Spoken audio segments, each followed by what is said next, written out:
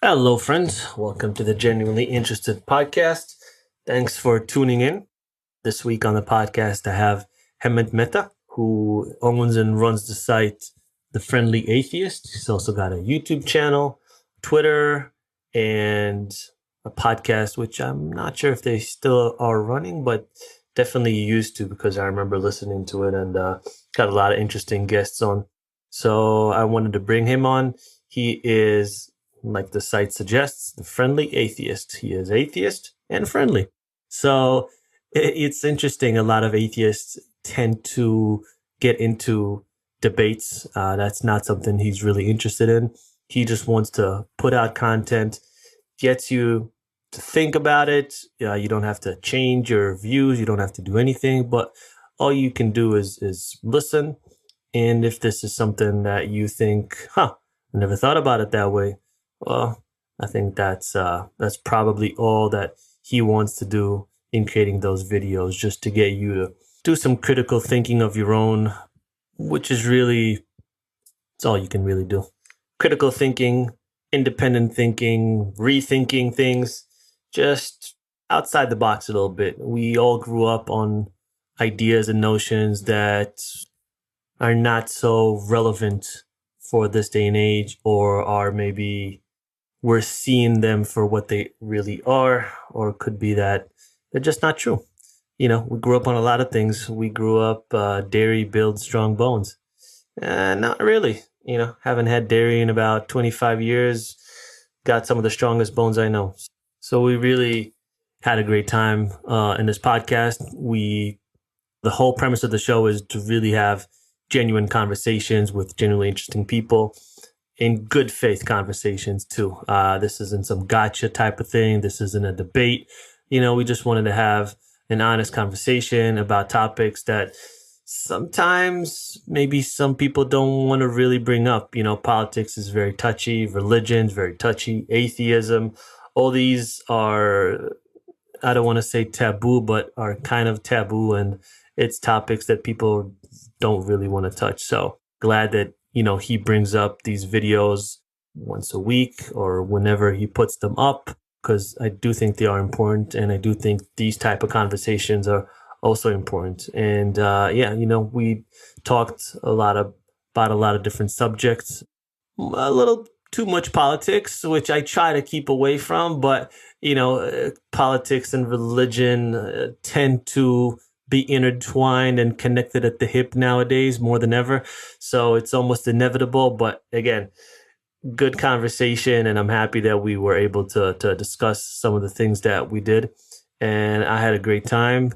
Hopefully we can do it again in the future. So as far as the podcast itself, guys, subscribe, rate, review. I see the people that are putting, and I really do appreciate it. But, if we really want to get the show up and running, and the more reviews we have, the more people can see it. And yeah, it just gives the show a little bump. So we really, really appreciate it. So without further ado, here is this week's guest, Hemant Mehta. The Genuinely Interested Podcast.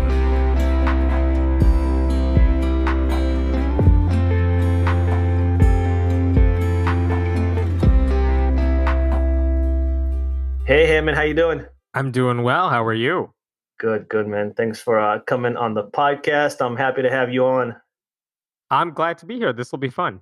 Yeah, definitely. I've been following your YouTube channel that you started about 6 years ago.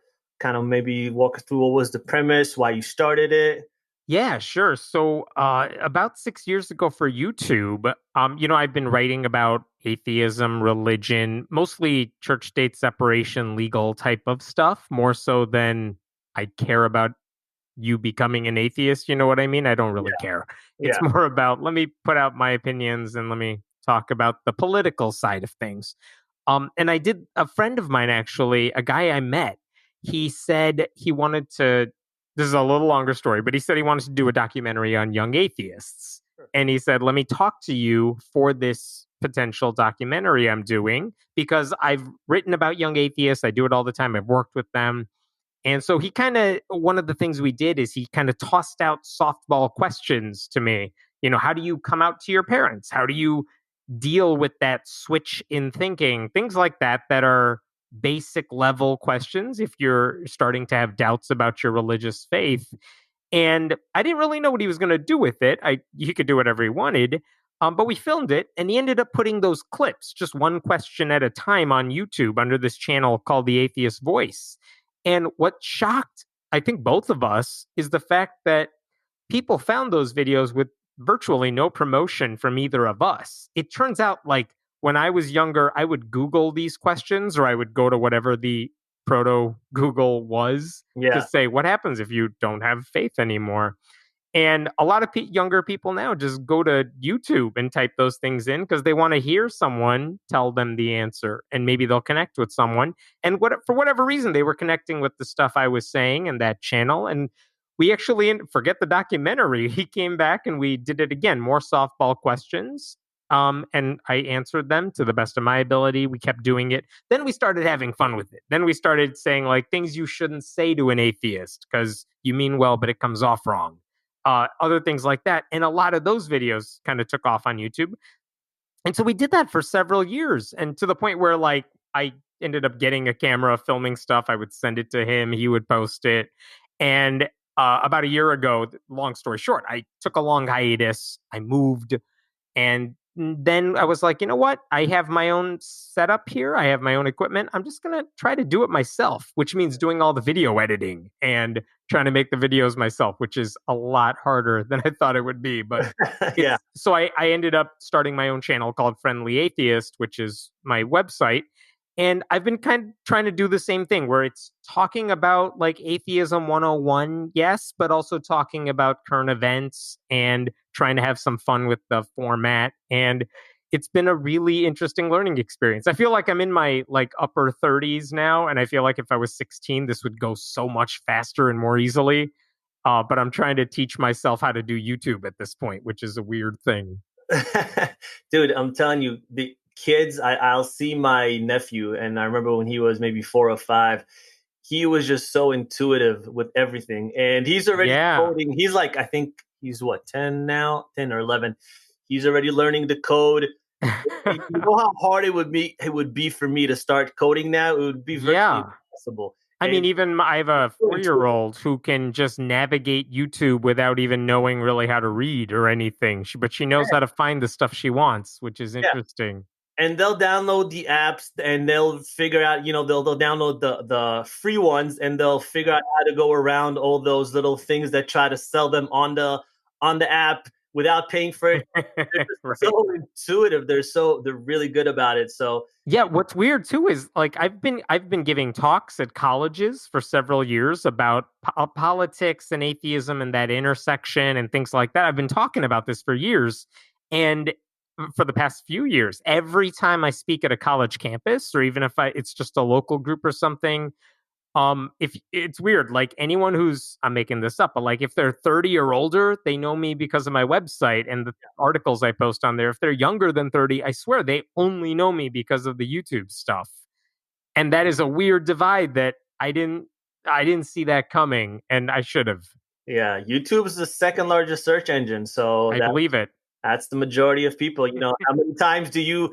I'll tell you a funny story that has nothing to do with the specific topic. But a few years back, my wife decided she wanted to quit her job, and great, she had enough, so she quit her job, and she was kind of looking for the next thing to do.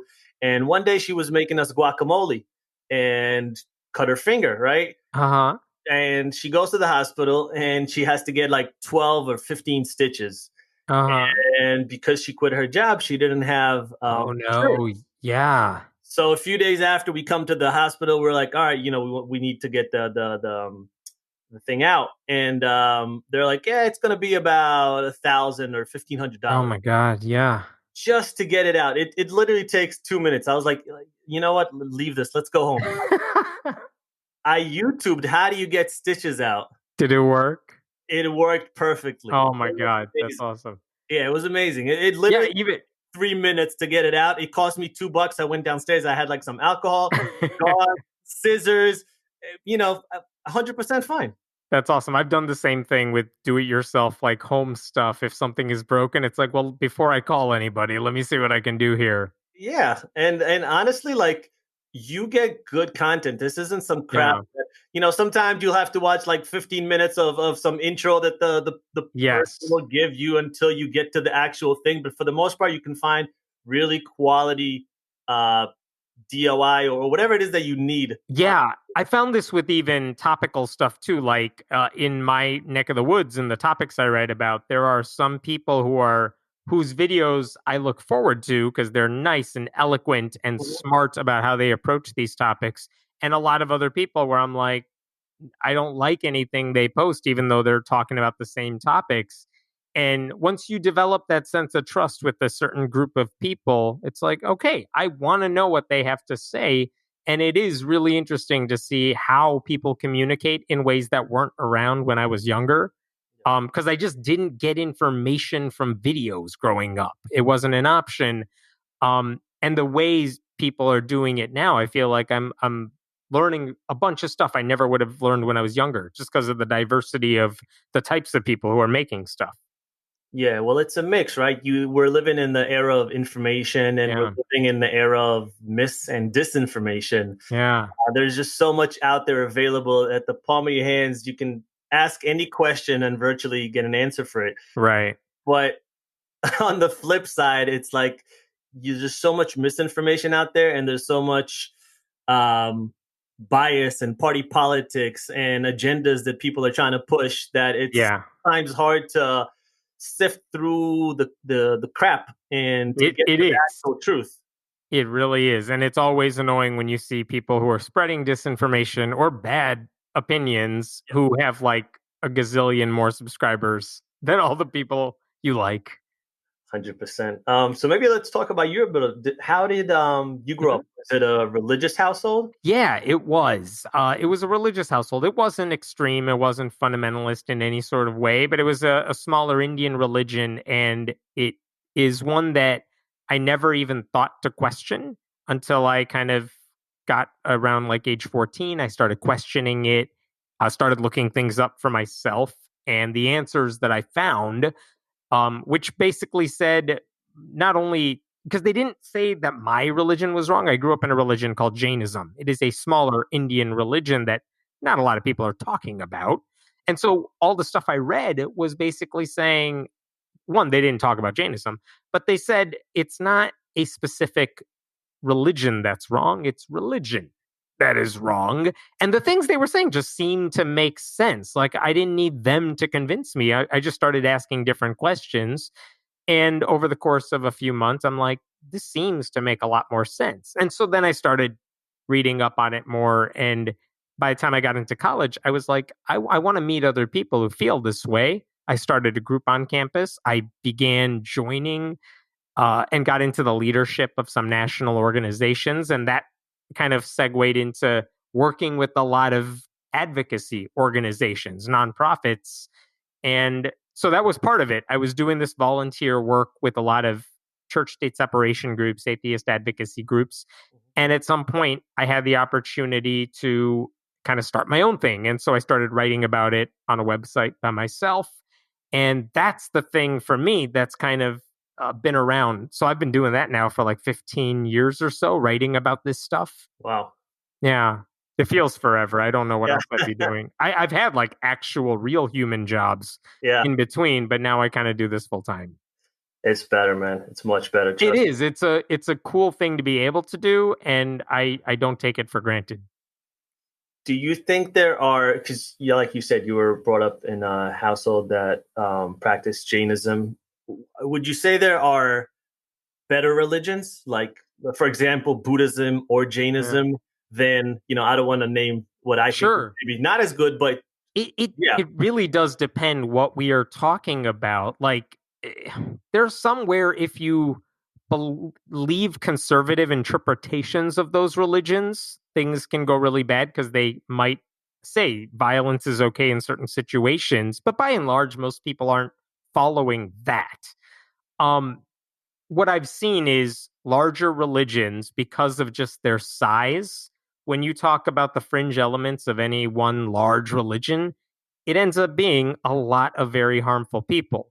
Like in the US, for example, for all the criticism I've heard of like Islam and stuff, in the US, the Muslims who get elected to office, the ones who are local leaders and stuff, I found them to be really, I find my own values overlapping with theirs in so many ways. They're not an issue for me. I know for in the US, like conservative Christianity has so much political power. And I feel like the things they do with that power goes against my values. And so that to me is a big issue. So to your question, are there better religions? I mean, it depends what we're talking about. Like conservative Christianity isn't killing anybody, but I think it makes a lot of people's lives worse. I think if you are fundamentalist Jain or Buddhist or something, yeah, it's not going to lead to violence per se, but there are religious dogmatic elements. So the question that I've tried to ask is like, well, what is the goal here? What is my goal personally? And I may disagree with a lot of the religious beliefs, obviously, but think I don't think it's a high priority for me to say you're wrong about X, Y, and Z, because for the most part, it's like, well, if you're just believing on your own and living your life and hopefully doing good, like I don't care if you're wrong about that. Because like I'm sure everyone's the same way. Like I think everyone who's not me is wrong about everything, about every other topic. But Yeah. who cares? It doesn't matter by and large. Like, oh, you like a different sports team? Fine, let's argue for 2 seconds. But it doesn't matter. And I feel like for most people, religion's the same way. So I try to focus my attention on who's going against the values I care about. And in the work I do, that tends to be a conservative element of Christianity and not so much fringe elements of other religions. We'll call them out, we'll talk about it, but those are not big issues. Um, it depends on better. Like I've heard even atheists, like hardcore, very, very strident atheists, say things like, if people were fundamentalist Jain, like me, which Jainism professes a belief in nonviolence. So, like, they are fundamentally nonviolent. They are vegetarian. They theoretically, if you talk about like hardcore, big quotation marks, Jains, we're talking about people who wear masks over their faces when there is no pandemic. We're talking about people who sweep the ground before they walk on it so they don't step on bugs. That's how hardcore, it gets. So that sounds actually pretty decent and nice, but there are also beliefs that are wrong. There are beliefs that are harmful when it comes to fasting and how long you should do it and what age you should do it at. So I don't know, for me, it seems like the bigger question is I want you to think the right way. I want you to be a critical thinker. I want you to ask the right questions. I want you to get information from reliable sources. And that to me is a bigger issue than just a religious thing. Because I think there's a lot of religious people I disagree with about the God question, but I probably agree with on everything else because they're just saying, okay, I believe this thing. It is based on faith. I admit that. And here's what I'm doing with it. And it's like, all right, fine. Like you admit that, then let's talk about the things we have in common. Let's work toward that. And I feel like a lot of atheist organizations have basically done that too. On legal issues, they will ally with religious groups that share values. On charity work or helping other groups fighting for justice, like they will gladly ally with progressive religious organizations. Yeah, you mentioned vegetarianism a little earlier. Would you say, because this is something I think I've noticed, but I'm not, I don't have any stats to back this up. Yeah. Would you say there's a larger vegetarian sector within the atheist movement? Yeah, I don't have the numbers in front of me, but anecdotally, yeah. Like if I've hung around or if I've gone to atheist conferences or hosted by a group or something, like I feel like when I was younger in high school and in college, if I ever went to any meeting of anything, I would have to go out of my way to say, I want a vegetarian meal, or I would just order whatever is on the menu that is not catered to me, but it's the stuff I can eat. And yet, from the very first time I ever went to any atheist thing, like they went out of their way to say, we have vegetarian meals for those of you who want it, because we know so many of you have ethical reasons for being vegetarian. So we're going to make sure we offer that. And yeah, so anecdotally, I found that for the most part, when people are saying, look, I want to live a good ethical life, part of that is also in their food consumption. So they try to do it that way. So yeah, you meet a lot of vegans, a lot of vegetarians for sure. Yeah. Maybe take us back a little bit. I mean, how did you? I mean, like you said, you grew up in a religious household. Mm-hmm. What was? Were there, Richard Dawkins, Sam Harris, Hitchens? Were there books that you started reading at some point, or were there videos or a friend that mentioned something? What kind of started Sure. getting you to down the path of, this might not be what I really want to do? Yeah, it was interesting that so my own change kind of happened in the late 90s because that's when I was in high school, but it wasn't a person. I seriously, my family moved, and that was a hard time for me, like right before high school. But I remember just thinking, why would God do this? And where that led me to was I tried searching, like, what happens if you don't believe in this? Or why would God do this? And remember, this is before Google was really a thing. And so the sort of sites that would come up on like AOL dial-up late at night they look like things written by dudes who live in their basements and like, oh, I know how the internet works. Let me type out my manifesto. It seems in retrospect pretty like, why was I reading that stuff? But when I read them, I just remember thinking their arguments make sense to me.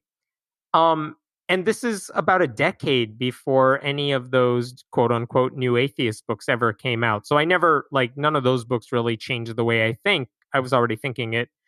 Um, and so, yeah, I just kind of started by reading these random websites, newsletters, things like that. And it just seemed to make more sense.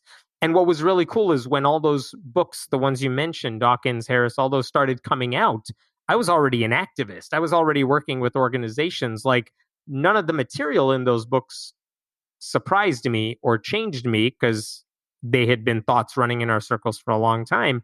But what was interesting is watching it break out of my little circle and start going to larger mainstream arenas. Like Time Magazine has a debate with Sam Harris in it, or Richard Dawkins is like his God Delusion is a bestseller.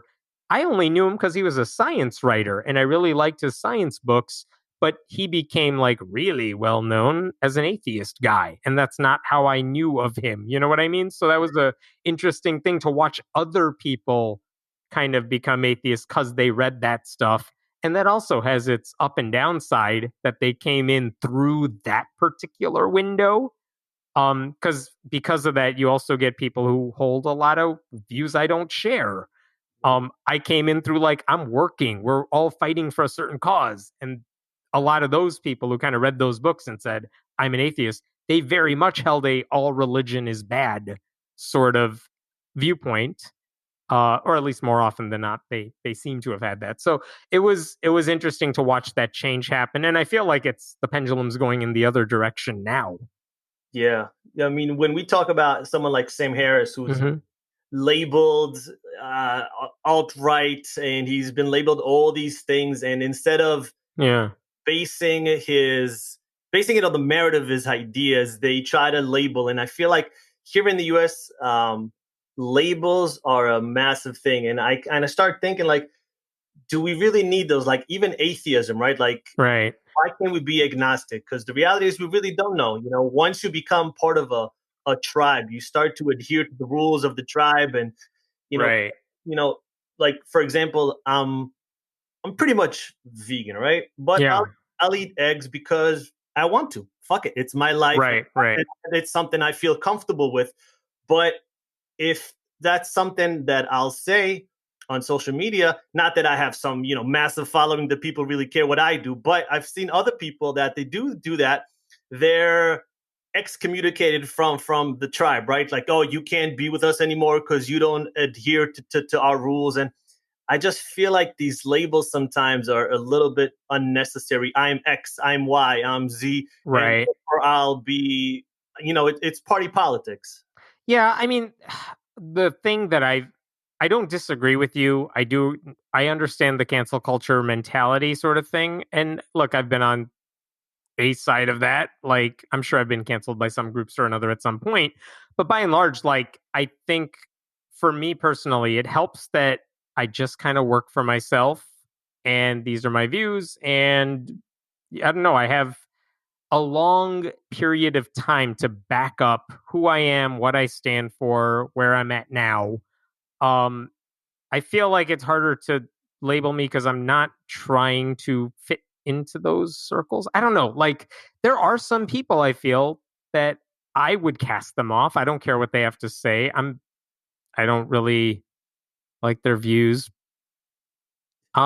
I just try to be on the right side for me. I have to be able to defend the stuff I'm saying. I'm not saying stuff to be provocative or anything.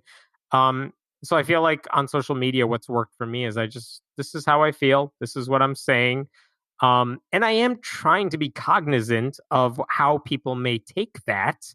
It doesn't mean I change what I'm saying. It means I may change, like, what I might say to a friend in person is not necessarily going to be the way I say those same things out there.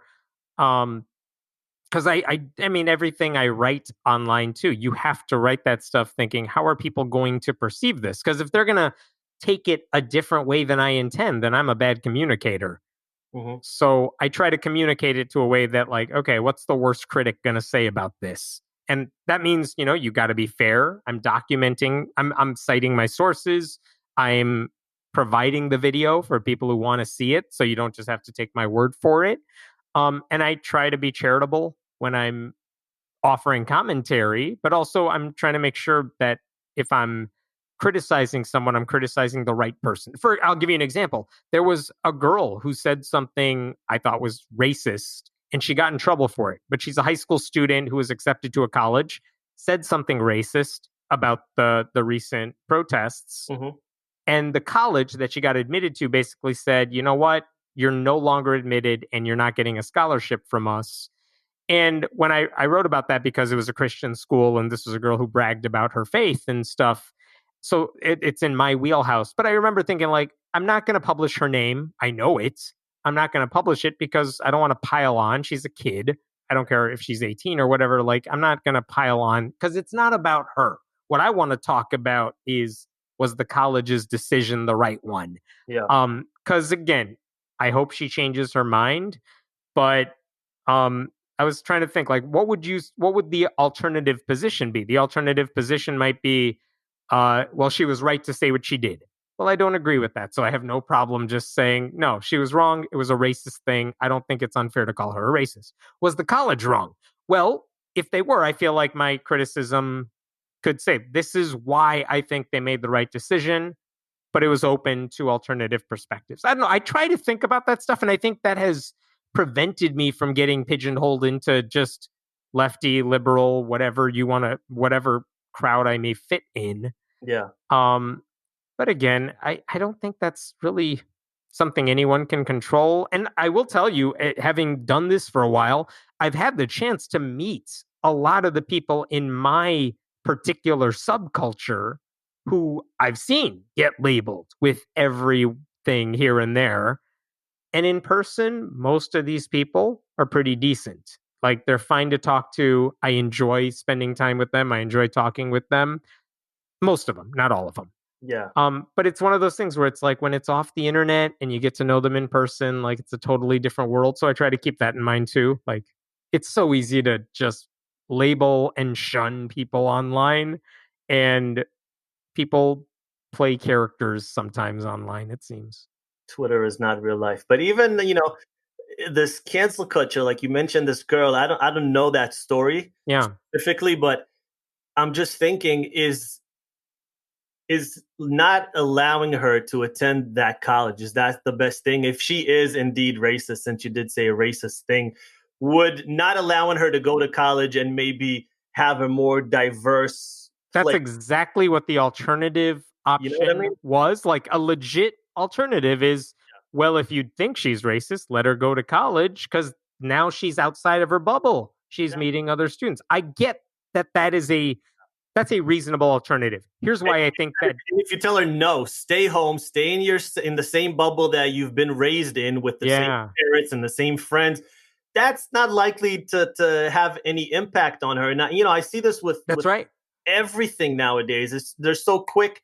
I know nothing about football, but I saw some football guy that Oh said, yeah, Drew Brees. Yeah, yeah, Yeah. and it doesn't matter if I agree. I personally don't agree, but it doesn't matter if that's your opinion, right? He didn't say anything super controversial, right? He doesn't agree with burning of the flag or something to that effect. Right, but what? So I'll answer both of your things. One is the Drew Brees comment where he said, like, I don't like the disrespecting of the flag or something like that. It's like what that showed me is he has no idea what his black teammates and other players in the NFL. He has no idea what they were protesting because that wasn't it.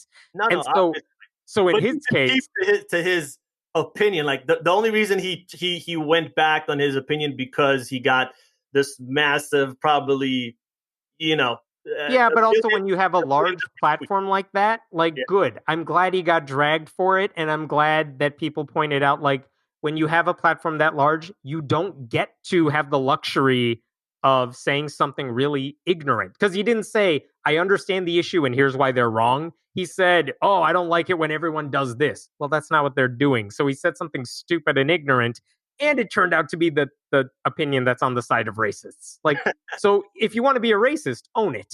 And he didn't want to do that, and it turns out he was stupid. But for the girl, here's the perspective I took on her. Like, so I do get the argument that let her go to college, let her be in a diverse community. My argument is she can. No one's stopping her from going to college. What happened is this particular school says, look, having you on campus, I'm extrapolating here because they didn't say this in their official statement, of course, Yeah. but having you here openly racist, because we know you are, because you've posted this in public spaces, that makes it a worse environment for all the other students because now they have to deal with a racist on campus. That's not fair to them. So that's one. Another is we gave you a scholarship. We don't have to give you a scholarship. She doesn't have a right to a scholarship. So, like, fine, she doesn't have to have, she can go to community college. She can go to a local state school or something. Like, she doesn't have to be rewarded for being wrong and racist. And so I don't, now, I hope she learns. I hope she goes to a different school and she is exposed to those other opinions.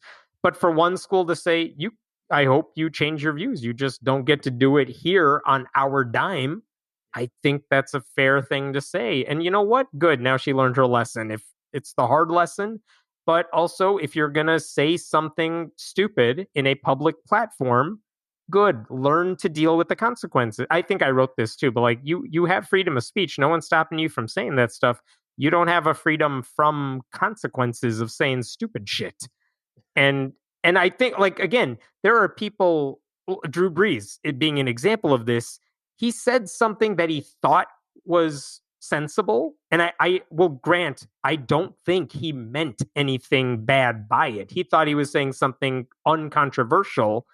It turned out it was, and he didn't realize it. So, and good, drag him for it. Make him figure this out because he's a public figure. He should know better. Like, he can pay someone. He has enough money to pay someone where he can run his ideas by them before posting it to millions of people. Jimmy Fallon just got in Is he a trouble for this. popular? What is that? Is he a popular player? He is a super popular rich player. Like, so he has a huge platform. It's LeBron James. He's not the same caliber, but it's like LeBron James has such a huge fan base that if he's going to say something, you can bet he knows what he's talking about before he says it. So at least if he gets criticized, they're criticizing for something he actually believes and says, which is what you want. I think Sam Harris has said that too. Like, I don't mind criticism, but I hope you're criticizing me for views I actually hold Yeah. and not views you think I hold, which I don't. And that's what happened to Breeze. He's like, no, I'm not racist. I'm not trying to be racist. Okay, well, what you said was racist, and it totally missed the point of what your teammates are protesting. And they said that, and it sounds like friends of his, teammates of his, like, privately informed him of why he's wrong. It wasn't just public shaming. Yeah. But anyway, I think the point is, look, if you have a public platform, and I say this to, like, YouTubers too, it doesn't matter if you have, like, whatever, 100 subscribers or hundreds of thousands or something. You have a platform. It's on video.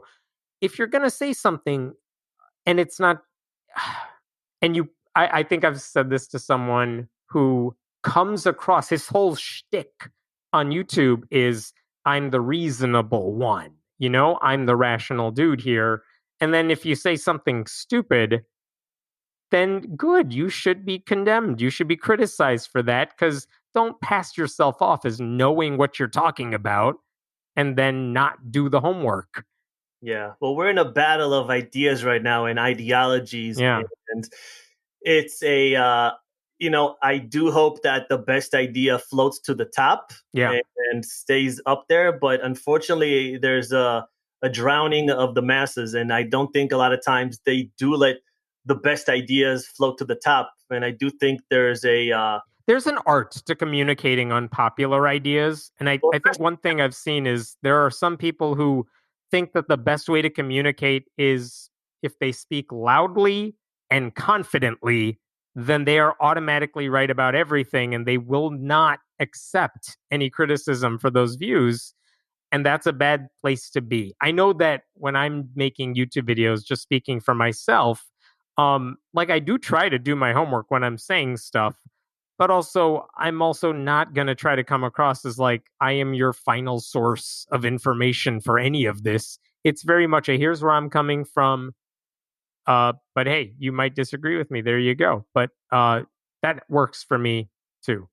Do you get any hate or any even threats on your YouTube channel? I don't know on YouTube. Because I spend more time on my website, the answer is yes. I definitely get criticism, some of which is valid, and I try to learn from that. Most of which I would argue is not. I've gotten some threats here and there, but mostly no. I don't think my style is so much where it's like, listen, if you disagree with me, you're an idiot. That's not me. That's not how I think about any of this stuff. So I think I avoid crazies coming to my channel so much. Like the sort of people who want to pick a fight, that's not my audience usually. So I you're think a friendly atheist. You're not combative. Well, I mean, I've said this before. I don't think there's a nice way to tell religious people that they've spent their life living for a lie. I don't think there's a nice way to say that, even though that's basically what I believe in terms of religion. The friendly is more like, well, I know a lot of atheists and they're decent people, and I hate it when everyone just says atheist. They're angry, they're militant, all that stuff. But again, I don't think there is a nice way to be an atheist because you're saying something that is by definition really unpopular. But what I try to do is to say, look, here's where I'm coming from, and also if you don't agree with me, because this is the bulk of what I focus on, if you are religious, I want you to like my content. I want you to agree with the stuff I'm saying. And a lot of the stuff that I end up talking about are things I think a lot of religious people could get on board with. Like one example, recent video I made was why it's sensible to say during the pandemic, we're going to limit how many people can be in churches or gyms or restaurants. But if you got to go to a grocery store, those caps don't apply. And a lot of churches I saw were complaining about that. I made a video explaining why those things are different and why the cap makes sense at a church. And I think putting out that video, it's like, I hope religious people watch that and I hope they agree with me because I'm not saying anything about, it's not a value judgment on their faith. It's about this, I think, is a reasonable argument. Do you think, I've often been frustrated, but do you think that this conversation is even worth having? I mean, I've had a lot of debates with friends, non-friends, and faith is something that facts don't really matter to. Right. That is, right. I remember maybe 2 years ago, I had a conversation with a Hasid, Mm-hmm. and I was basically, we were talking for a good 40 to 45 minutes. I was giving him all the facts, right? Yeah. I was telling him things that it's just impossible to refute. And after a good 45 minutes, he basically told me, look, all your facts, all this knowledge that you have, it doesn't really matter. If the rabbi is going to tell me that the grass is blue and the sky is green, right, that's my truth. And at that point, that was kind of like a light bulb moment for me because I spent, it's not like something I enjoy debating, but once in a while I will get into it. And that was the light bulb moment. I was just like, okay, there's no reason. It's futile. Why am I spending my time if there's just nothing I can say to change this man's mind? Yeah, the weird thing is, even though I am arguably a professional atheist in some sense of the word. I don't do those conversations. I don't have those debates. If someone asks me to do a debate about like God's existence, I say no. And by and large, even with friends, even with strangers, I don't get into that conversation precisely for that reason, because I don't think most of them actually care what I have to say. And so, why am I wasting my time? I always think of my website, my YouTube channel, whatever. I really do think of it as a one-way source of information. If you're looking for it, I'm here for you. If you're interested in hearing what an atheist has to say about topic XYZ, here it is. I don't shy away from saying this is what I believe, this is what I think as an atheist, whatever. Um, and I hope it helps people out there, but I am not actively seeking to have a conversation. And if someone tries to get into it, and I do get those messages all the time, like who want to debate me and fight me, I don't respond to those unless I feel like there's a good faith question they are asking. I just don't get into it because I don't care. I don't care if anyone else is wrong because I think I've said this already. I think everyone else is wrong about everything. Um, so what I try to do is say, look, this is where I'm at. This is why I think my views on whatever topics are reasonable. And maybe for someone who follows me and reads my stuff or watches my stuff over the course of a while, I hope that in the course of time, you will be able to see things the same way I do. And then great. Like, yeah, I don't need a pat on the back for that. I just hope that happens.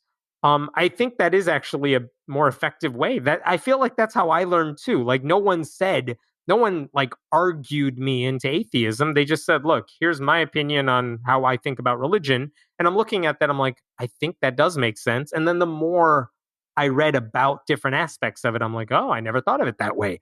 Oh, that's an interesting argument. Oh, that one didn't even cross my mind. And over the course of time, I just became more convinced it was right to the point where it's like, I feel like there's nothing you could throw at me now that would get me to change my mind. Not because I'm dogmatic, but because I feel like I've heard everything. Um, and so I really do treat all this stuff as like a one-way source of information. I'm giving it to you, and honestly, I don't read the comments. I don't care what you have to say about it.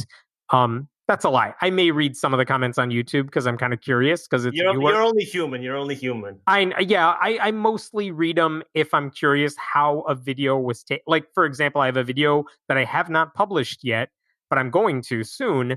That is strictly like an atheism 101. This is why I'm an atheist sort of thing. I'm genuinely curious what people are going to say because I'm curious if religious people see it and they have a problem with the things I said. And I'm kind of wondering, okay, did I address it? Because I think I addressed their criticisms ahead of time, but maybe I didn't. So sometimes I look, but I'm not looking for debates. Yeah. Well, the reason I'm the same. I don't like getting into it. Yeah. Well, now I don't like getting into it. I used to kind of like to get into it because I thought I was so smart and I knew everything. But the reason I would usually get into it is because Judaism, when there's the difference between the seculars and the Orthodox and all that. Orthodox, the Hasids, they are it's a very verbally aggressive type of situation. Oh yeah. Wherever a Hasid will see a secular Jew, especially, originally I'm from Israel, so especially they will try to get you to switch over to their side, right? Right. And they start asking questions, and they'll start, hey, come do this mitzvah, come do this thing. And see, this is why it helps to just live in a bubble where you don't leave your house. Yeah, God bless Corona. Right. So that's the reason I would usually get into it. It's not like something I would seek, not something I would do, but it's also not something I would shy away from. Right. I will admit I do shy away from it mostly because it depends on who's doing the asking. I taught at a high school for a long time, so occasionally students who knew what I did outside of school would want to talk about it and argue, and I would basically just shut them down. Like, I'm not here to do that with you. Yeah. So that was the end of it. Or I used to go out a lot more than I do now, not just because of the virus, just because I work from home and stuff like that. But there are a few people who would want to have that debate because they're very passionate about those Christian apologetics and things like that. They want to argue religion. And I care so much more now about what you're doing with it, not so much why you believe it. And so I definitely purposely avoid those things. I do know some atheists who do the debates. They're very good at it. I just don't care. Yeah, there's I feel like I'd rather argue about politics than religion, even though religion is kind of my thing. politics is religion. It's yeah, and it's the outgrowth of it right now. So I feel like I have so much more in common with progressive religious people, the leaders who are fighting against Trump, but because they are inspired by their Jewish faith or their Christian faith or their Muslim faith, like more power to you. Let me join you. Yeah. I mean, if you look at the MAGA, Trump following, Yeah. it's I don't know if I would necessarily say religion. It's very cult-like. He's this religious figure to them that Yeah. can do no wrong. He walks on water, even though he's the absolute antithesis of what they supposedly believe in. I mean, Yeah, he's the weird thing about that is he opposite. definitely brings in a core of like white evangelicals that he's actively courted. And there are those white evangelicals who say these are our values, and yet they support him, and they'll rationalize all the ways he's not living up to their values. But the weird thing is, when you talk about like the alt right, a lot of them are a-religious. It's not that they're atheists per se; it's that they don't think about it, talk about it as much. But the weird thing is, even those people, the alt right crowd, will argue like we are the reasonable ones, we're the critical thinkers, we're the rational ones. And yet everything Trump does is irrational and non reason based. And they love him too. So it is very much a cult like following for so many people. There's a very, very tiny group of people who actually actively defends all the crazy stuff he does. But what's weird to me is all the people who will go along with it or rationalize it or find excuses for it when it seems like he violates all the things you claim to take seriously. So, what do you think is the difference between a cult and a religion? I mean, I can give you a joke answer to that. The joke answer is what? Like a cult is a religion where the leader is still alive Yeah, or yeah, something like that. Um, but honestly, I think it's just a power thing. Like they like that Trump is basically an online troll who's in the White House, and that's the persona they like. They like a guy who angers all the people they love to anger in real life. So like white evangelicals, their cultural opponents are progressives, liberals, LGBTQ people. Who angers them? Trump loves angering them and pushing all their buttons. All the alt right people, they love it that Trump just makes liberals really angry. And I think that's what they're drawn to. They don't care about his policies, they don't care who he hurts. They like that he upsets the same people they like to upset, and they're drawn to him. So, like, part of me is like, well, here's why I support liberal politicians because of this policy and that one. And like Joe Biden will say something stupid. It's like, yeah, he said something stupid. That was dumb. But here are the policies and people that I support. And they're just like, yeah, well, Trump makes you mad. Then I like Trump. It's like I can't even argue with that because you're not giving me anything to argue with. yeah. No, it's tribalism at its worst. Yes. Yes. That's a It's good way to describe it. I like this guy because he ticks all the boxes. Forget that he doesn't, right? He doesn't really know anything about the Bible. He's never opened it in his life, but he knows he caters to the right people, and he knows who his following is. And I think it's kind of similar. I lean very liberal, but there's definitely things on the left where I don't agree with as well. Yeah. And I do think that maybe two parties is not enough to represent 300 plus. No, I think Representative Alexandria Ocasio-Cortez said this about Joe Biden, and I thought it was a really smart thing to say, which is in a different country, someone like her and someone like Joe Biden would never be in the same party, which is totally true. I think she was being attacked. Like, why are you supporting him when policy-wise they really are at odds on a lot of different issues? And she's like, I'm paraphrasing or something like she just said, look, I want to achieve my goals, and he is closer than I would get with anyone else. And right now, if you only have two parties, that's where you go. But you're right. In the US, two parties isn't enough. But That's what it is right now until a third party gets its act together. So until that time, I feel like the smart thing to do is to say, fine, I want to see Joe Biden in office, not because I love him, but because there are, it is easier for me to achieve the goals I want with someone like him in office who I can pressure and hold his feet to the fire. And by me, like any progressive group, like pressure the hell out of him, get him in your direction. That is plausible with him in the White House. It's never going to happen with Trump. So, like, I voted for Bernie Sanders in two different primaries now Yeah. over the course of two presidential elections. He lost. Okay, so how do I get closer to the goals that I want? It's you elect the Democrat and then you fight for progressive to move more to the left from there. That's a strategic thing to do. And by all means, if you can get a third party going and you can get candidates elected who are even more to the left, I will gladly support those people too. Yeah. Yeah, it doesn't make sense to me. Two parties that there's just no way that you can split, and the country is split. The country is very divided right now, and I just feel like more options would benefit the greater good.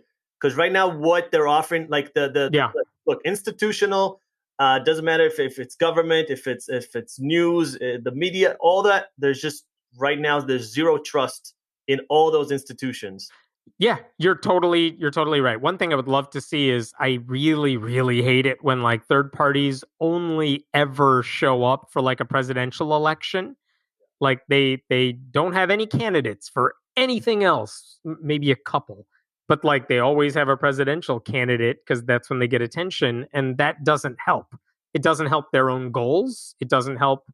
Uh, it doesn't help the system change in the way they want it to change. I feel like if you had a whatever Green Party libertarian candidate who was fighting to get elected to city council or state office, then you could actually build something. But when you only have like a Green Party candidate who shows up for the presidential race, not only do you not achieve what you want, you block the people who could help you achieve it. It's stupid.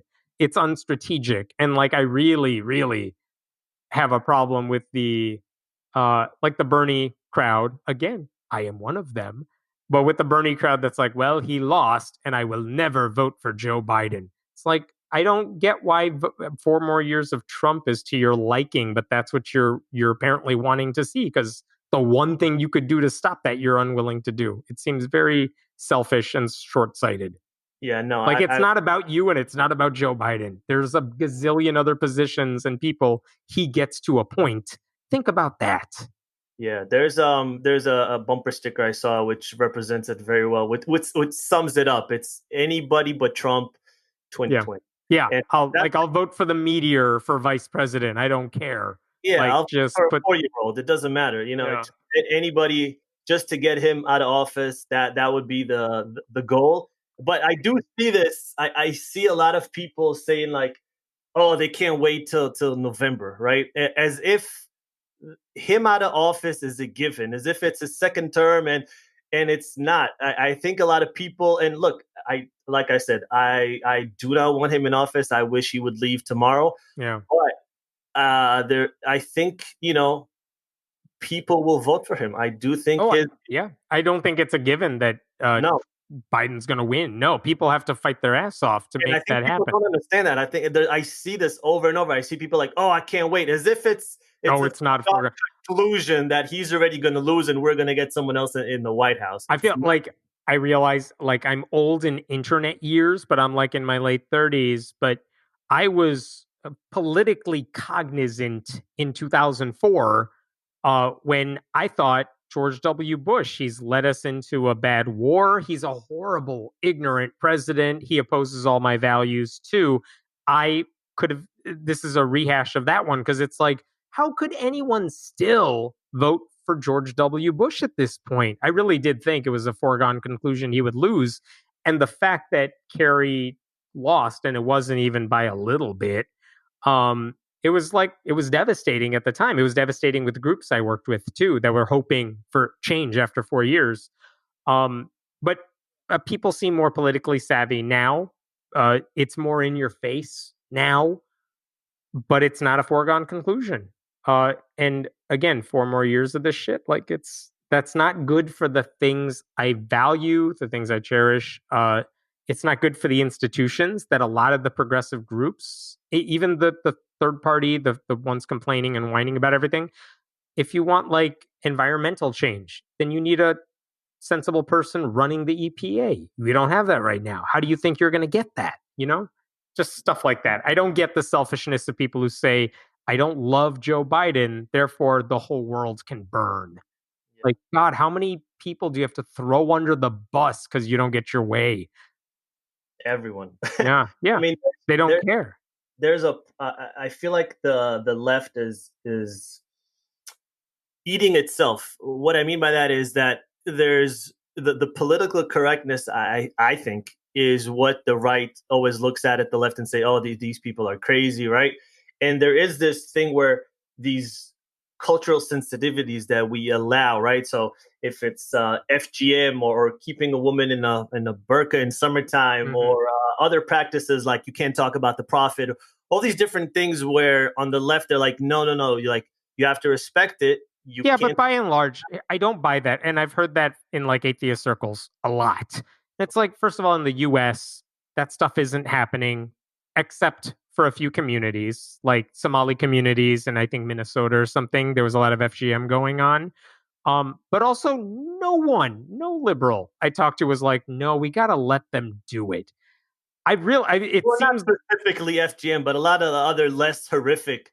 Sure, the wearing the burqa thing, but that's not a thing that happens in the US. But also, I honestly don't, as someone who spends a lot of time online in like very progressive circles, I don't see a lot of left-leaning people saying, nope, you just got to let them do it because it's whatever culturally okay.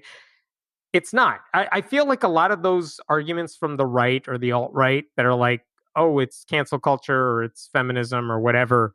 If you ask those people, what is it that the left thinks about feminism? Or what do you think a trigger warning is? Or whatever issue that the right complains about, I feel like they could not give you a fair description of how a lot of liberals feel about it. They exaggerate it.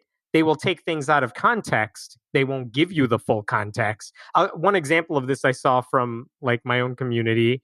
There were like professors making fun of scientific papers they were like, look, this is, I forgot the wording they used, feminism or social sciences run amok, something like that. And I remember listening to one podcast from a guy I respect a lot, but he actually went through the papers they were condemning.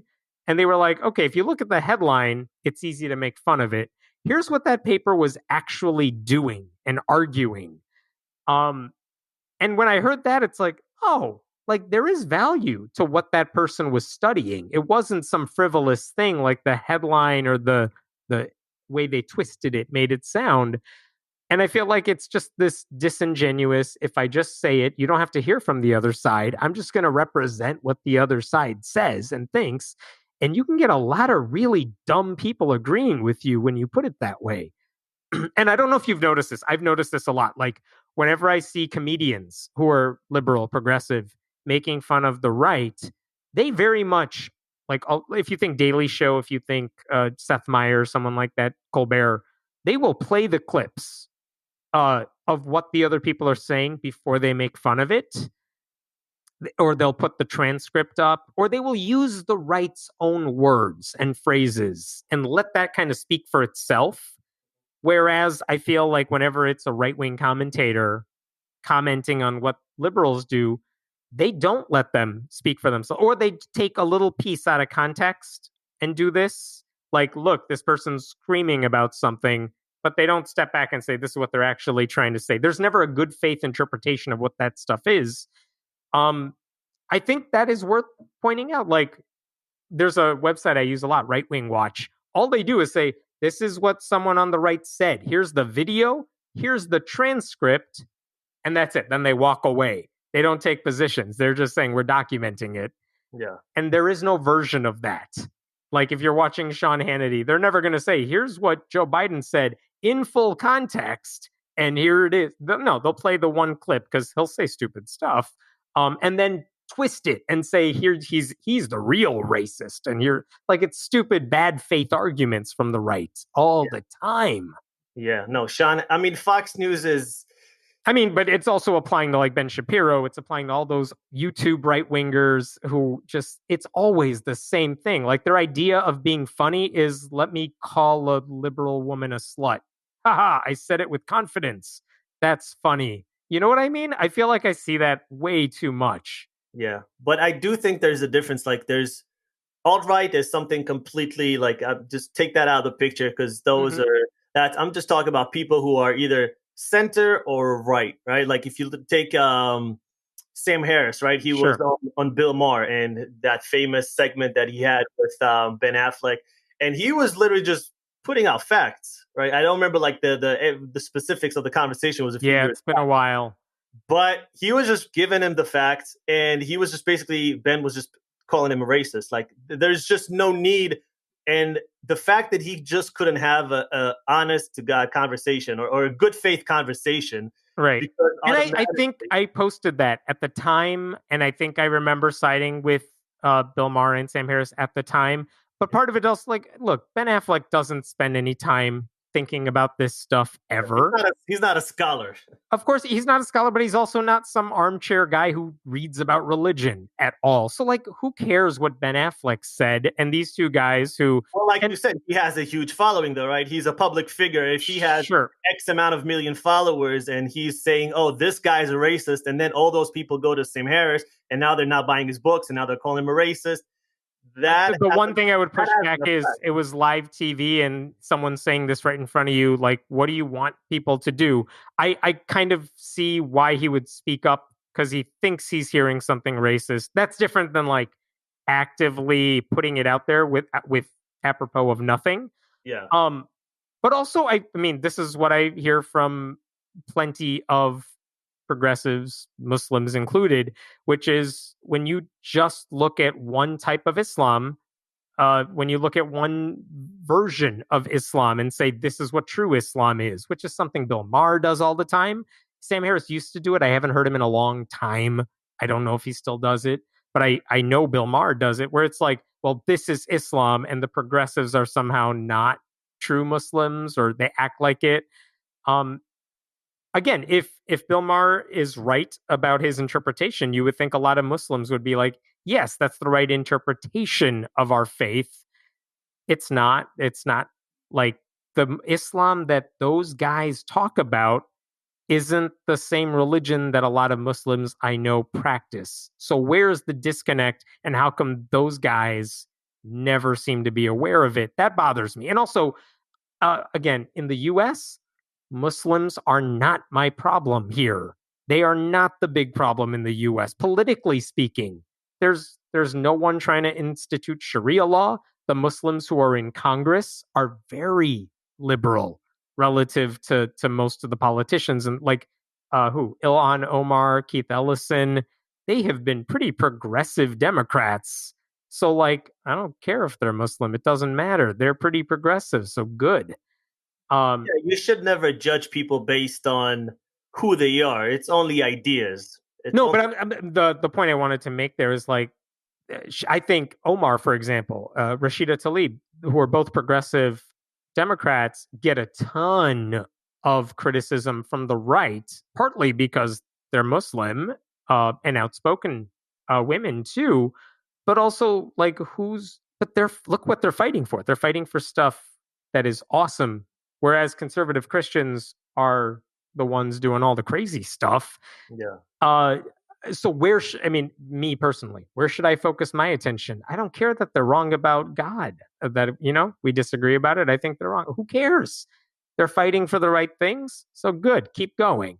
That's why I try to focus on the conservative Christians. It's not that I'm ignoring Islam. It's that they're not posing a threat to my way of life. They're not getting in the way of constitutional rights. No one's advocating for that. Yeah. Let's go and talk about something less provocative. Yes. Religion.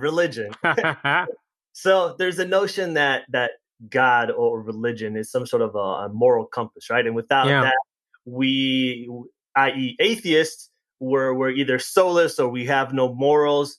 And I personally almost see it as the opposite. I mean, if God is your only moral compass to what is good or bad, and without God you just be raping and pillaging the Right. city, I mean, what does that say about you? What kind of Right. person are you if this invisible man in the sky is the only thing between you and murdering 1,000 people? This is actually that video that hasn't come out yet. That Oh yeah, I address this exact point, and one of the things I say in it is, and I think one atheist made this point in a debate once, where it's like, you're saying that because I don't have God, I would be raping, looting, pillaging, whatever it is. Well, guess what? As someone who's an atheist, I am raping all the people I want to rape. I am stealing all the things I want to steal because I don't want to do that. I'm raping 0 people. That's how many people I want to rape. I'm stealing never because I don't want to steal. The fact that you need God to stop you from doing it, if you need God to stop you from doing bad things, it means you're a bad person. Like it's that simple. And again, I think most people would ultimately agree with that, that okay, if I started questioning God, I'm not going to start doing horrible things. Okay, fine. So then what is it that's stopping you from doing those things? Maybe it's more than just a belief. yeah. And I think that morality to take morality from the Bible is a very weird thing, right? There's a lot of gruesome laws and tales in the Bible by Yes. gods and men of murder, rape, child rape, decapitation, slavery, everything under the sky, right? That's ever been done. And why is that book some sort of a ethical or moral guideline that we should use in this day and age? Right, right. Again, it's such a big book and it's such a vague book. I Yeah, mean, that's what any good holy text needs to be. And so you can twist it to say whatever it is you want it to say. And unfortunately, bad people have used it for bad purposes. You could say that with any religious book you want. yeah, Um, that's why, again, the problem there is not just with the Bible, it's the problem with having holy books. Like when you say this book is perfect or it's unquestionable, you have to believe it. uh what they say is you have to believe what I say about it, and of course that depends on who's talking. There's one thing I've really enjoyed seeing in these horrible, the protests we've seen this week, because that's horrible, but one silver lining anyway is that I've seen a lot of awesome progressive religious voices. So for example, when Trump did that photo op in front of a church recently, yeah, yeah, held up a Bible, right? The people who were speaking out about it were not just bishops of that very church, but other religious leaders who were basically condemning the whole photo op, saying, don't use my Bible for that. Don't stand in front of that church that disagrees with you on all that policy stuff. It is nice to see a lot of very vocal and angry and smart religious leaders pushing back against that, because otherwise all we'd ever hear are the Trump loving pastors. yeah. So I kind of like hearing those progressive religious leaders speaking out, saying, look, this is my Bible. It's not owned by the Christian right. I have a perspective too. I have a big following too. And at that point, it's like, you know what? You're not the problem, even though you're wrong about the religion thing. Yeah. I do see people taking the Bible or the Torah, Yeah. whatever book, religious book or scripture that you want to take. They take it. I think that it's kind of split. It'll have people who take it as some sort of a story or a moral understanding, Yeah. A and book then of there's people, fables. yeah, and then those people who take it literally, right? Right. Like Noah's Ark. It's obvious that story is made up. It's a fable. It's supposed to maybe give you some sort of an understanding about something, but to think that that is a physical thing that happened, I mean, This is one of the things I've had fun doing on YouTube, where I'm literally going through the book of Genesis word for word. yeah, And it's me just dicking around. I'm just making jokes left and right. But the whole point is, most people have, all the people who say the Bible is literally true. Most of the people who say they've read the Bible, no, they haven't.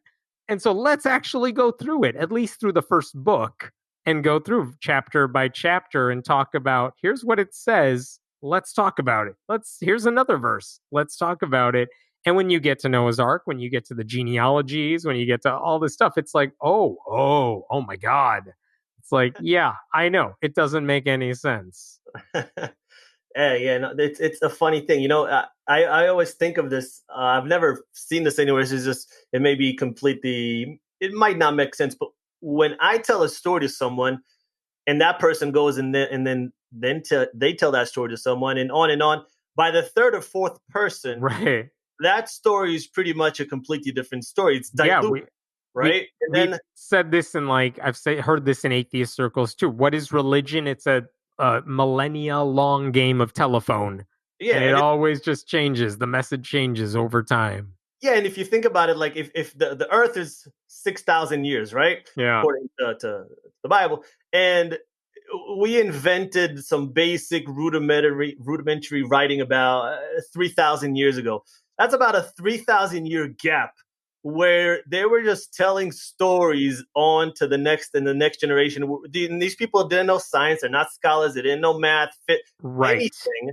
And you expect me to take that as verbatim? There was two things about that. One is there's a lot of Republicans in office right now that keep saying like our founding fathers were also Christian. So we're a Christian nation. It's like, well, that's not true. But also, yes, some of them were Christian, but the religion that they practiced in the 1700s has nothing to do with the evangelical Christianity you are practicing today. So don't pretend you are the same as they are.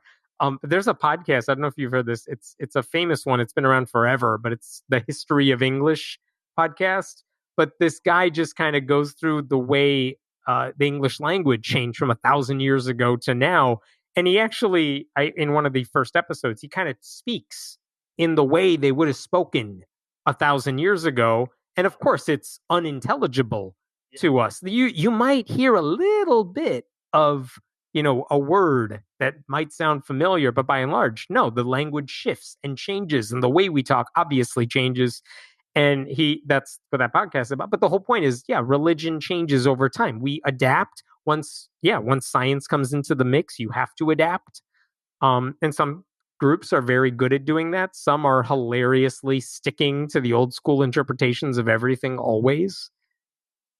Yeah, it's a weird one. I that's something I've always wondered. I never got it.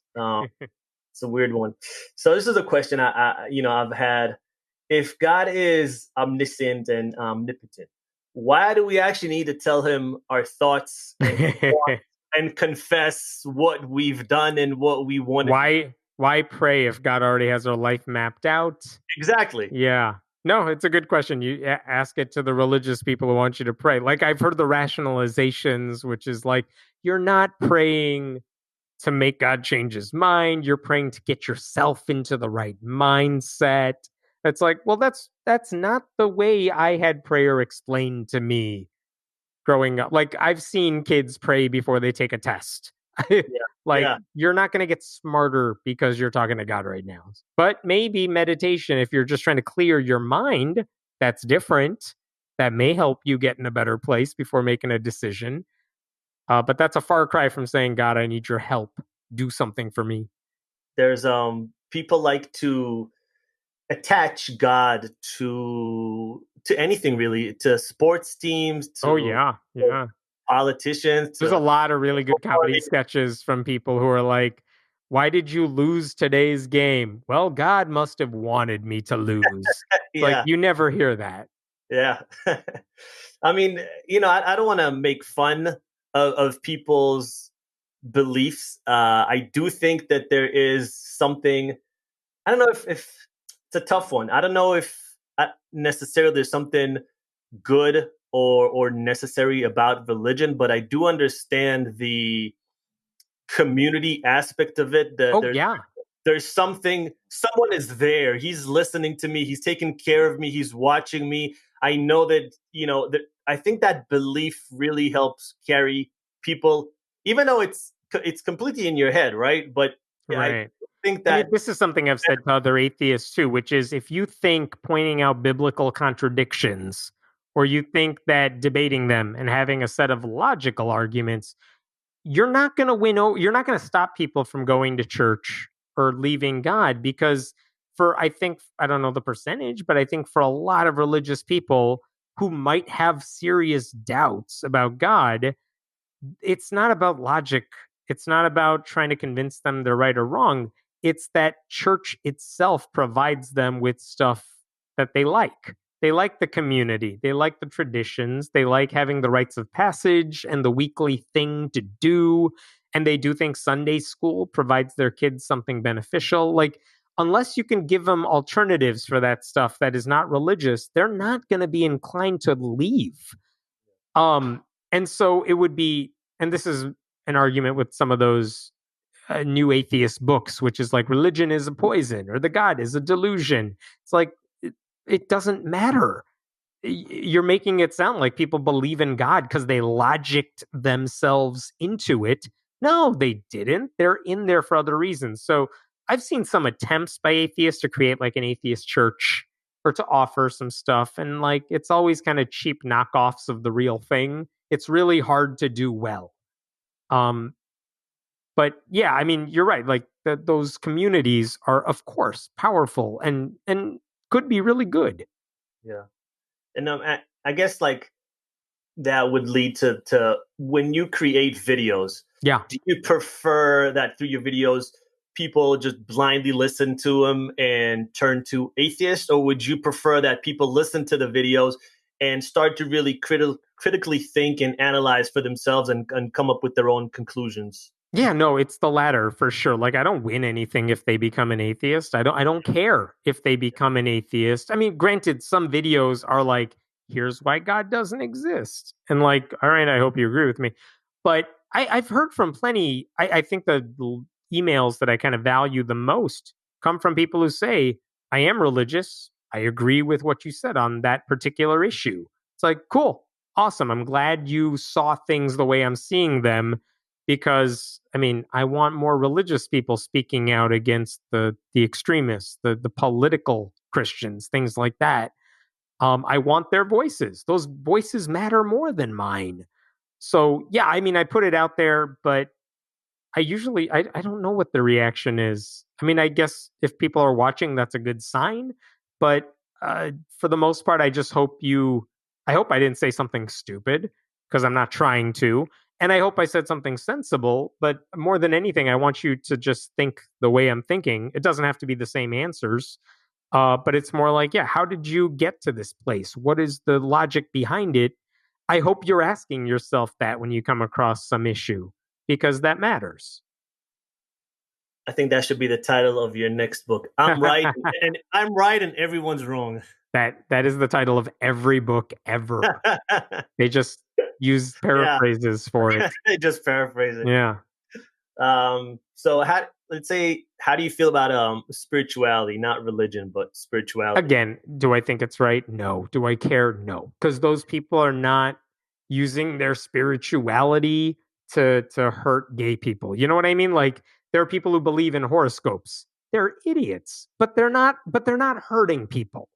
And unless you're like paying a ton of money to psychics, like, whatever, you're wrong about it. It's silly. I will mock you in my head.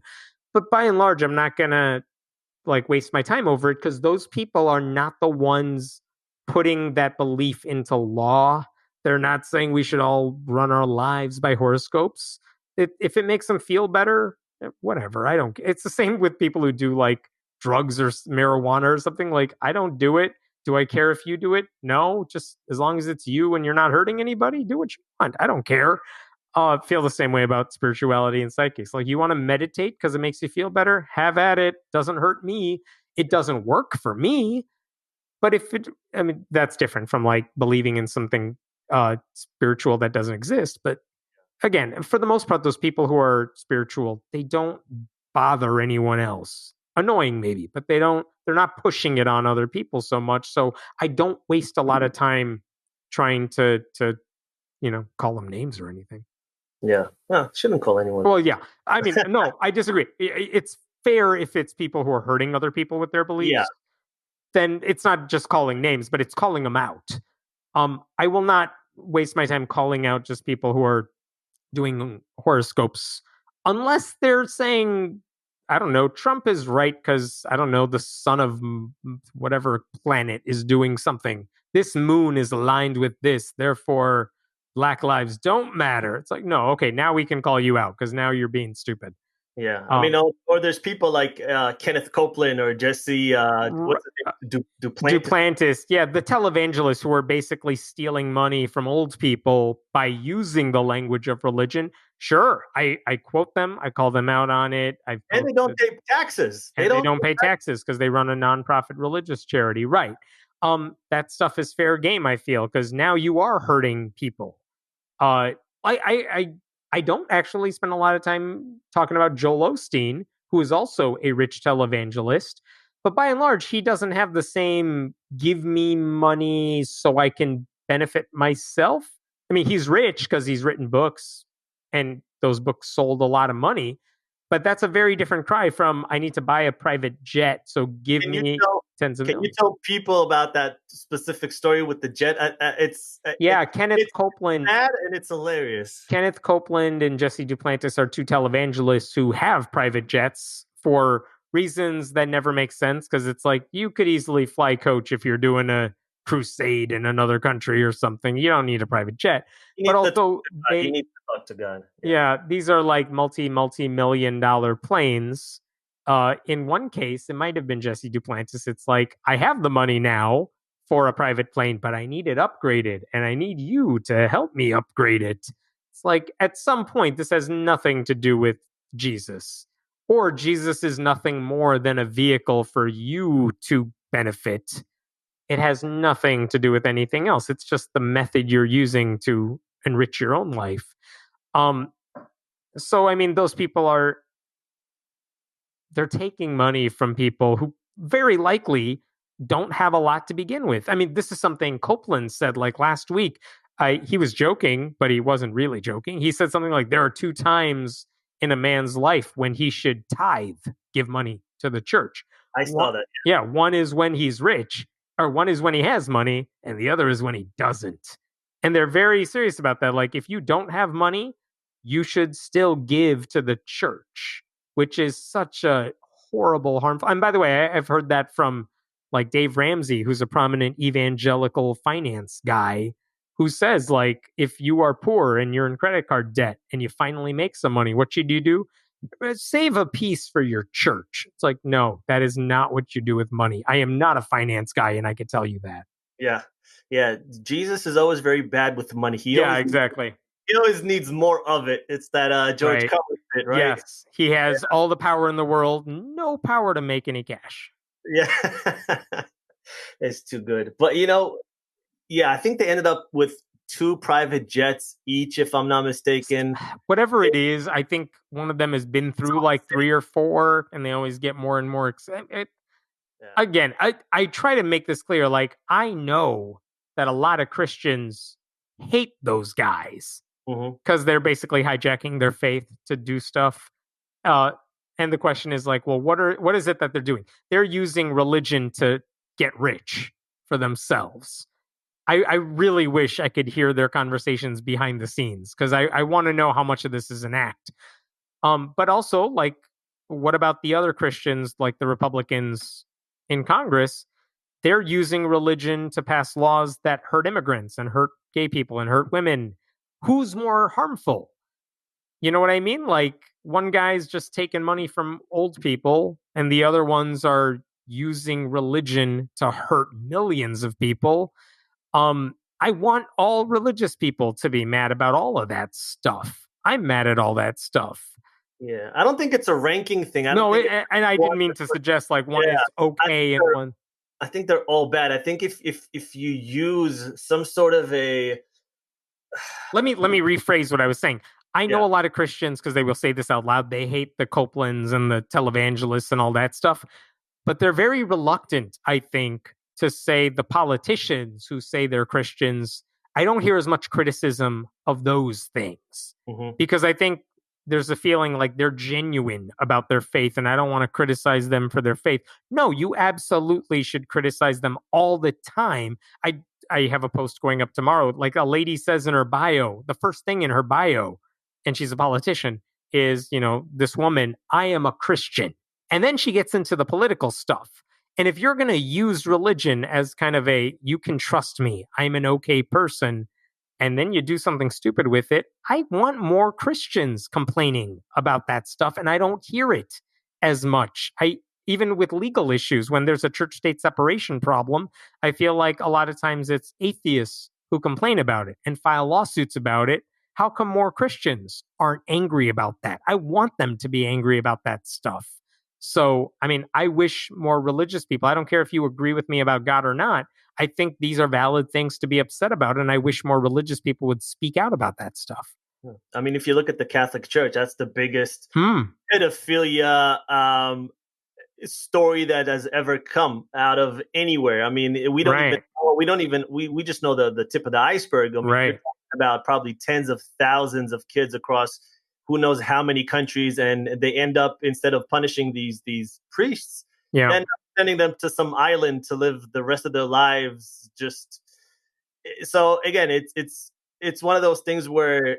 And then how many people continue going to their Catholic Church and giving money to their Catholic Church? Like how many kids have to be molested before they realize maybe this organization isn't worth supporting, even though I personally get a lot of benefit from it? Well, if they really do believe, which they really do, and if this priest represents God, I think for them it's such, even if because there's just no way, whenever people say, oh, we had no idea for decades, people know. People aren't stupid. People know. And then one argument I've heard is like, well, yeah, that happens in the church and that's awful, but my priest and my parish are fine. It's the same thing people do about Congress, where they're like, I hate Congress. They never have trust in Congress. Like, no one trusts members of Congress, but they all love their congressperson. Yeah. It's like, yeah, well, the whole party is tainted. You got to abandon it. It's your guy is part of the problem too. Yeah. There's certain things that are just, the good news is I think it's trickling down. It'll take a while, but like Southern Baptists, for example, they just released a report today. Their membership shrank, like more so than it has in 100 years between 2018 and 2019. And of course, a lot of the articles about it is like, well, why is that happening? And some of it you can attribute to some numerical problems or whatever, but that's not the issue. You don't lose a couple 100,000 people because of a statistical error. Some of it is their own scandals, sex abuse scandals, cover-ups. All those stories started coming out in 2019, and some people are realizing, yeah, I don't have to be a part of this. And guess what? They're going to have kids, and they're not going to raise their kids in those churches either. So it takes a little while for this stuff to kind of trickle down. Do you think that maybe because, I think out of all the Western countries, I believe the U.S. is the most religious. Could it be that because of that reason, people here are more susceptible to cults? Because I also believe there's more cults here than anywhere else. And if you look at the history of cults in the U.S., it's been a pretty bad one. I guess it depends on which cults we're talking about. Like, they're religious, but they don't belong to a quote unquote cult. But again, the issue is, are people susceptible to irrational thinking? I think we saw in the last election. Yeah, a hell of a lot of Americans are susceptible to irrational thinking. And what are we going to do to fix that? Because some people can be persuaded by reason and logic and common sense. And some people refuse to do it because whatever, they have too much at stake, or they don't care. They're not interested in logic. They just live to make other people angry. Yeah. You had, just off the top of my head, I'm sure there's obviously there's many, but obviously Jim Jones, one of the most famous ones. And yeah, but we're talking such a small group of people. Those 1,000 people, no? Yeah, let's say it's 1,000 people, but relative to what, there's 70 million Catholics, maybe more. The cult members are few. Oh no, I'm not saying that. I'm not saying that. I'm not correlating to. I'm just saying because potentially people here are more religious. Is there more? Because I think I don't know if it's. I don't think it's just because they're religious. Because I don't know that they're all coming from a religious background. But I do think there is a thing, certainly in the US, where if someone who speaks confidently sounds like they know what they're talking about and they speak forcefully and confidently, a whole bunch of people will believe it. And that is true of church, that is true of a cult, that is true of Fox News. They all speak the same way. It's usually like a white guy who acts like he knows everything, speaks very authoritatively, and that is very appealing to a lot of people.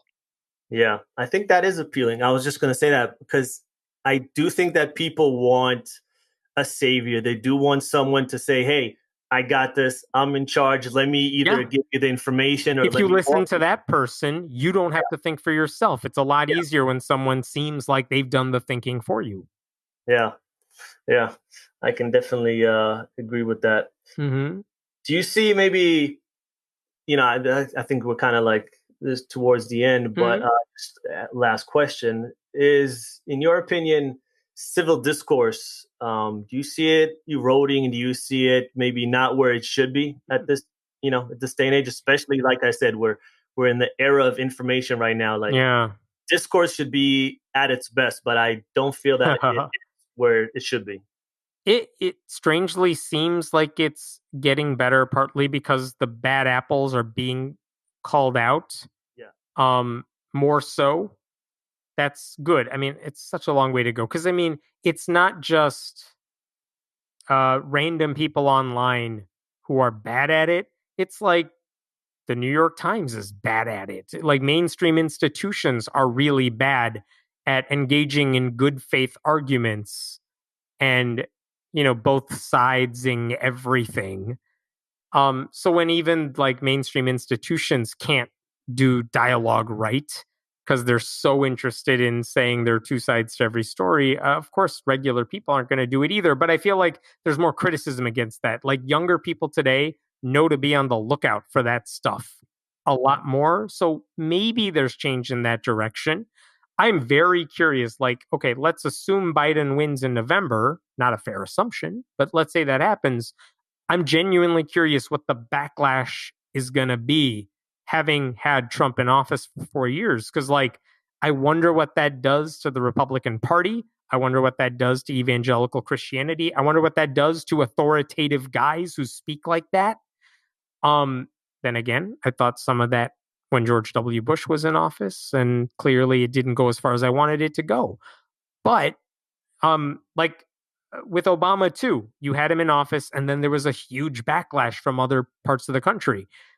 So I am curious. In terms of civil discourse, right now it feels like there's very little of it, but also there's a lot of people calling out the fact that we don't have that. So what happens down the line when more people have grown up knowing to be on the alert for that stuff? Maybe that's a good sign. But again, having more voices, having more strong voices in powerful positions calling that stuff out, that helps. And if you have a platform and I have a platform that some people are listening to, I feel like we have an obligation to not descend into the cheap stunts and the bad faith arguments as much as we can help it. We have an obligation to try to speak sensibly and responsibly. Yeah, I try not to fall into that. A few times I've thought about putting headlines that'll be a bit more clickbaity, and Right. I don't want to go in that direction. I can too. I try to be accurate with headlines. Smart, clever, maybe, but like I try to be accurate because I don't want you to click on something and then I don't deliver that for you. Yeah, Um. exactly. Yeah. And especially in these type of long format, like we cover so many issues and so many topics, like to put it in 3 or 4 words to It's hard. summarize the whole thing, it's almost impossible. It So is really hard to do.